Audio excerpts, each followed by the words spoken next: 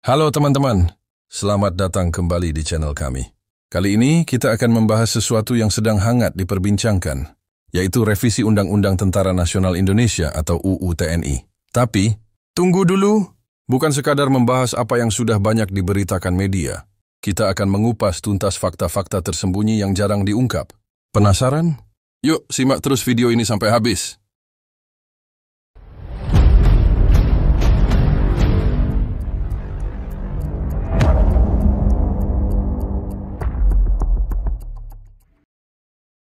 Oke, sebelum kita masuk ke inti pembahasan, mari kita pahami dulu apa itu revisi UU TNI. 2025, pada 20 Maret 2025, DPR RI resmi menyetujui perubahan atas Undang-Undang Nomor 34 Tahun 2004 tentang TNI. Revisi ini membawa beberapa perubahan signifikan yang tentunya akan mempengaruhi struktur dan peran TNI ke depannya. Nah, perubahan apa saja sih yang terjadi? Pertama, perpanjangan usia pensiun prajurit. Perwira tinggi seperti KSAD, KSAL, KSAU, dan Panglima TNI kini dapat bertugas hingga usia 65 tahun, naik dari sebelumnya 58 tahun.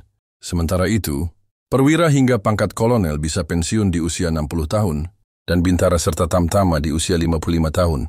Kedua, penambahan tugas TNI dalam menanggulangi ancaman siber. Di era digital ini, ancaman siber menjadi salah satu tantangan terbesar bagi keamanan nasional. Dengan revisi ini, TNI kini memiliki mandat resmi untuk menghadapi ancaman tersebut. Ketiga, penguatan koordinasi dengan Kementerian Pertahanan. Meskipun TNI tetap berada di bawah komando Presiden dalam hal pengerahan kekuatan untuk perencanaan strategis dan dukungan administrasi, koordinasi akan dilakukan bersama Kementerian Pertahanan. Keempat, perluasan kesempatan prajurit aktif untuk mengisi jabatan sipil dari sebelumnya 10 bidang menjadi 14 bidang. Namun pengisian jabatan ini harus melalui permintaan resmi dari kementerian atau lembaga terkait. Sekilas, perubahan-perubahan ini tampak positif. Namun, ada beberapa hal yang jarang diberitakan media dan patut kita cermati lebih dalam.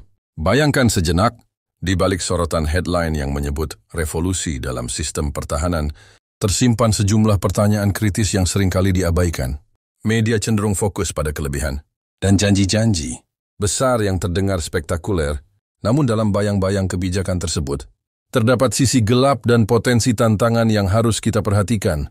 Seringkali, perubahan struktural seperti ini tidak hanya menyentuh permukaan, tetapi juga mempengaruhi dinamika internal dan keseimbangan, kekuatan yang telah terbangun selama puluhan tahun. Lantas, mari kita kupas satu persatu dengan detail agar kita bisa mendapatkan gambaran utuh tentang apa yang sedang terjadi di balik layar. Pertama, perpanjangan usia pensiun hingga 65 tahun. Tujuan utama di balik kebijakan ini adalah untuk mempertahankan personel berpengalaman di tengah tantangan keamanan yang kian kompleks. Data menunjukkan bahwa pengalaman dan keahlian yang sudah teruji lapangan merupakan aset yang sangat berharga dalam menghadapi situasi darurat dan krisis. Dengan mempertahankan prajurit yang sudah memiliki rekam jejak panjang, diharapkan institusi TNI dapat mengoptimalkan strategi dan pengambilan keputusan yang matang. Namun di balik alasan yang tampak logis tersebut muncul beberapa pertanyaan kritis. Apakah dengan perpanjangan usia pensiun ini, regenerasi di tubuh TNI tidak akan terganggu? Ketika personel senior terus dipertahankan, apakah kesempatan bagi perwira muda untuk naik pangkat dan memperoleh pengalaman kepemimpinan tidak akan terhambat? Banyak pengamat militer dan analis struktural mempertanyakan bahwa terlalu mengandalkan personel lama bisa menyebabkan stagnasi dalam inovasi dan dinamika internal. Generasi muda biasanya membawa ide-ide segar dan pemikiran yang lebih adaptif terhadap perubahan zaman. Jika sistem terlalu berat sebelah kepada yang berpengalaman, risiko munculnya birokrasi yang kaku dan kurangnya inovasi pun semakin besar. Selain itu, secara demografis, data dari lembaga statistik menunjukkan bahwa pertumbuhan usia rata-rata anggota militer yang bertahan lebih lama dapat mempengaruhi struktur demografis organisasi secara keseluruhan. Ini bisa berdampak pada perencanaan, suksesi dan pemenuhan kebutuhan operasional di masa depan. Jadi walaupun niatnya adalah untuk menjaga kualitas dan pengalaman, ada kekhawatiran bahwa kesempatan untuk regenerasi yang lebih dinamis akan berkurang, menciptakan bottleneck dalam struktur kepemimpinan TNI. Kedua, penambahan tugas dalam menanggulangi ancaman siber. Di era digital seperti sekarang, ancaman siber memang sudah menjadi isu global yang sangat serius. Setiap hari yang kita mendengar berita tentang peretasan, kebocoran data, dan serangan cyber yang mampu mengguncang sistem pemerintahan, serta perusahaan besar. Tidak heran jika TNI diminta untuk turut ambil bagian dalam menghadapi ancaman yang tidak hanya datang dari wilayah fisik, tetapi juga dari ranah maya. Ya, namun, pertanyaan yang muncul adalah, apakah TNI benar-benar memiliki kapasitas dan infrastruktur yang memadai untuk menghadapi ancaman cyber yang sangat kompleks ini? Perubahan tugas ini seolah menuntut TNI untuk menjadi garda terdepan dalam bidang teknologi dan keamanan digital, padahal transformasi digital membutuhkan investasi besar, pelatihan khusus, dan teknologi terkini yang terus berkembang. Beberapa pengamat menyoroti bahwa penambahan mandat ini berisiko membebani TNI, yang selama ini sudah memiliki fokus utama di bidang pertahanan fisik. Bayangkan saja, perpindahan fokus dari pelatihan tradisional ke teknologi canggih memerlukan penyesuaian sistem yang tidak bisa dilakukan dalam semalam. Selain itu, ada kekhawatiran bahwa tanpa dukungan yang tepat, seperti kerjasama erat dengan ahli IT, lembaga penelitian, dan pihak swasta yang menguasai bidang teknologi, penanganan, ancaman cyber bisa jadi hanya akan menjadi tambahan beban administrasi yang mengganggu efektivitas operasional utama TNI. Pertanyaan mendasar yang muncul adalah, apakah sudah ada roadmap strategis yang terintegrasi untuk mengatasi tantangan ini, ataukah ini hanya sebatas kebijakan simbolik belaka? Untuk memastikan hal ini, transparansi dan evaluasi berkala sangat diperlukan agar tidak terjadi kelebihan beban yang justru mengurangi fokus pada tugas utama TNI. Ketiga, perluasan peran prajurit aktif dalam jabatan sipil. Di satu sisi, pengisian jabatan sipil oleh prajurit aktif dapat dipandang sebagai upaya untuk mengoptimalkan talenta dan disiplin militer dalam sektor pemerintahan yang membutuhkan integritas tinggi. Namun ini juga menimbulkan kekhawatiran besar mengenai potensi kembalinya praktik duifungsi ABRI yang pernah terjadi pada era Orde Baru. Pada masa tersebut, batas antara militer dan sipil menjadi kabur, di mana militer terlibat dalam berbagai aspek kehidupan politik dan administratif yang berdampak pada dinamika demokrasi. Meskipun syarat untuk mengisi jabatan ini mengharuskan adanya permintaan resmi dari kementerian atau lembaga terkait, realitas di lapangan kadang tidak selalu seideal yang diharapkan. Ada potensi munculnya intervensi yang tidak proporsional, di mana kehadiran prajurit aktif dalam jabatan sipil bisa saja mengaburkan batas antara fungsi pertahanan dan urusan pemerintahan sehari-hari. Ini menimbulkan pertanyaan, apakah kita benar-benar siap untuk melihat kembali campur tangan militer dalam ranah administratif dan kebijakan publik? Kekhawatiran ini semakin diperkuat oleh data historis dan berbagai studi tentang peran militer dalam politik. Pengamat politik dan ahli demokrasi sering mengingatkan bahwa pemisahan peran antara militer dan sipil adalah fondasi utama bagi sistem demokrasi yang sehat. Jika garis pemisah ini mulai kabur, maka potensi konflik kepentingan dan penyalahgunaan kekuasaan pun semakin besar. Oleh karena itu, di dalam implementasinya, perlu ada mekanisme pengawasan yang ketat agar tidak terjadi pelanggaran prinsip demokrasi yang selama ini telah dijunjung tinggi. Keempat, penguatan koordinasi dengan Kementerian Pertahanan. Di atas kertas, koordinasi yang lebih erat antara TNI dan Kementerian Pertahanan terdengar sebagai langkah strategis untuk meningkatkan sinergi dalam perencanaan dan pelaksanaan tugas-tugas pertahanan. Namun, jangan sampai sinergi ini malah menjadi jebakan administratif yang mengaburkan garis komando dan mereduksi otonomi TNI. Pertanyaan kritis yang harus kita tanyakan adalah, apakah penguatan koordinasi ini memiliki batasan yang jelas sehingga tidak menekan independensi TNI dalam pengambilan keputusan operasional? Ada risiko bahwa dengan semakin dekatnya hubungan administratif, terjadi tumpang tindih kewenangan yang justru bisa menghambat efektivitas kerja. Sejumlah analis militer berpendapat bahwa setiap lembaga harus memiliki ruang untuk berinovasi dan bereaksi secara cepat terhadap dinamika situasi darurat. Jika koordinasi ini terlalu kaku dan birokratis, maka respons TNI terhadap ancaman di lapangan bisa saja tertunda. Selain itu, dalam konteks perencanaan strategis nasional, penting agar peran TNI tetap independen dalam merumuskan strategi pertahanan yang berdasarkan pada pertimbangan teknis dan situasi keamanan aktual, bukan semata-mata melalui lensa kebijakan politik semata. Ada juga potensi konflik kepentingan, terutama jika terdapat perbedaan visi antara pihak militer dan politisi di Kementerian Pertahanan. Oleh karena itu, perlu ada jaminan transparansi dan mekanisme pengawasan lintas sektor yang menjamin bahwa koordinasi ini tidak mengorbankan prinsip-prinsip kemandirian dan efektivitas TNI. Selain itu, ada kekhawatiran bahwa revisi ini dapat membuka kembali pintu bagi militer untuk terlibat dalam urusan sipil, mengingat sejarah duifungsi ABRI di masa lalu.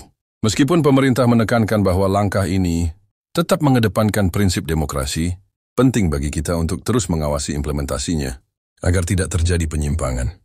Mari kita telusuri lebih jauh apa yang sebenarnya menjadi inti kekhawatiran ini. Di masa lalu, Indonesia pernah mengalami masa ketika militer tidak hanya berperan sebagai penjaga keamanan, tetapi juga memegang kendali dalam berbagai aspek pemerintahan dan kehidupan sipil. Sistem duifungsi ABRI pada era Orde Baru merupakan salah satu contoh nyata di mana militer tidak hanya berkecimpung di medan perang, tetapi juga ikut campur tangan dalam pembuatan kebijakan, pengelolaan administrasi negara, hingga pengawasan berbagai lembaga sipil. Praktik semacam itu menimbulkan berbagai permasalahan seperti kurangnya transparansi, konflik kepentingan, dan bahkan penyalahgunaan kekuasaan. Kini, dengan revisi UU TNI yang sedang diperbincangkan, muncul kekhawatiran bahwa meskipun secara garis besar, kebijakan ini bertujuan untuk modernisasi dan peningkatan kapasitas pertahanan, terdapat potensi bahwa struktur dan mekanisme yang baru bisa saja membuka celah bagi militer untuk kembali menginjak ranah urusan sipil. Hal ini bukan hanya soal penempatan personel atau pengisian jabatan strategis, tetapi juga berkaitan dengan batasan peran yang selama ini telah dipisahkan secara tegas antara kekuasaan, militer dan sipil. Keterlibatan militer dalam urusan sipil, meskipun dalam konteks yang terbatas atau terkontrol, selalu menimbulkan pertanyaan mendasar mengenai keseimbangan kekuasaan dalam sebuah negara demokratis. Sejarah telah menunjukkan bahwa ketika garis batas ini mulai kabur, dampak yang muncul bisa sangat luas.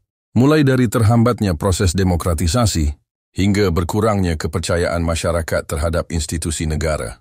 Banyak pengamat politik mengingatkan bahwa peran militer seharusnya difokuskan pada pertahanan dan keamanan, sedangkan urusan pemerintahan dan administrasi hendaknya berada di tangan sivili yang terpilih secara demokratis.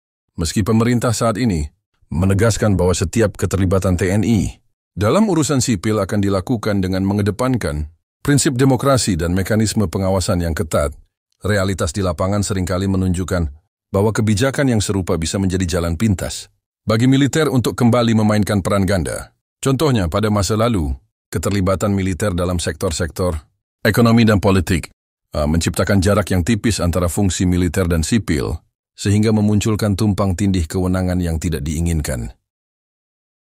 Lalu, apa saja risiko nyata yang mungkin timbul? 1. Perubahan dinamika pengambilan keputusan. Keterlibatan militer dalam urusan sipil bisa menggeser proses pengambilan keputusan, di mana kebijakan strategis nasional mulai dipengaruhi oleh logika militer yang lebih kaku dan hierarkis. Hal ini berisiko mengurangi fleksibilitas dan inovasi dalam menyelesaikan permasalahan kompleks yang dihadapi oleh negara. 2. Potensi konflik kepentingan. Ketika prajurit aktif diizinkan mengisi jabatan sipil, terdapat risiko munculnya konflik kepentingan antara loyalitas mereka kepada institusi militer dan tanggung jawab mereka sebagai pegawai negeri. Situasi ini bisa membuka peluang bagi penyalahgunaan kekuasaan, terutama jika mekanisme pengawasan tidak berjalan secara transparan dan akuntabel. 3. Melemahnya sistem demokrasi. Keterlibatan yang terlalu mendalam dari militer dalam urusan sipil bisa mengaburkan batas-batas demokrasi yang sudah ada. Masyarakat pun bisa kehilangan kepercayaan bahwa kebijakan publik dibuat atas dasar aspirasi rakyat, bukan hasil dari pertimbangan strategis militer semata. 4. Pengaruh terhadap kebijakan publik. Ya, militer memiliki akses yang lebih besar dalam pembuatan kebijakan. Terdapat kemungkinan bahwa kebijakan-kebijakan tersebut akan cenderung mengutamakan aspek keamanan dan pertahanan tanpa mengakomodasi kebutuhan sektor-sektor lain yang juga vital bagi kemajuan bangsa, seperti pendidikan, kesehatan, dan ekonomi. Mengawasi implementasi revisi UU TNI ini menjadi sangat penting. Sejumlah mekanisme pengawasan harus ditegakkan, antara lain: 1. Transparansi proses kebijakan. Pemerintah perlu menyediakan ruang bagi publik dan lembaga independen untuk memonitor setiap tahap implementasi kebijakan ini. Informasi yang terbuka dan akurat adalah kunci untuk mencegah penyimpangan dan memastikan bahwa setiap langkah yang diambil sesuai dengan prinsip demokrasi. 2. Partisipasi masyarakat. Masyarakat harus diberi kesempatan untuk menyuarakan pendapatnya melalui forum-forum diskusi, konsultasi publik, atau pengawasan oleh media massa. Keterlibatan publik ini akan membantu menciptakan mekanisme check and balance yang sehat. 3. Peran lembaga pengawas independen. Badan-badan pengawas seperti komisi, pemberantasan korupsi (KPK), atau lembaga legislatif harus dilibatkan secara aktif dalam memantau implementasi kebijakan untuk memastikan bahwa tidak ada penyalahgunaan wewenang yang terjadi. 4. Evaluasi berkala. Melakukan evaluasi berkala terhadap dampak kebijakan ini juga sangat penting. Evaluasi ini dapat dilakukan oleh tim independen yang terdiri dari ahli pertahanan, hukum, dan politik, guna menilai apakah tujuan awal kebijakan tercapai tanpa mengorbankan prinsip-prinsip demokrasi. Kesimpulannya, meskipun revisi UU TNI diklaim sebagai langkah strategis untuk memodernisasi pertahanan dan menghadapi tantangan global yang semakin kompleks, kita tidak boleh lengah dari potensi risiko yang mengintai di balik kebijakan tersebut. Kita harus senantiasa mengingat sejarah bahwa setiap kali militer diberikan ruang yang terlalu luas dalam urusan sipil, ada risiko munculnya praktik-praktik yang dapat melemahkan fondasi demokrasi. Pemerintah dan masyarakat harus bekerja bersama untuk memastikan bahwa setiap kebijakan yang diimplementasikan tidak mengulangi kesalahan masa lalu.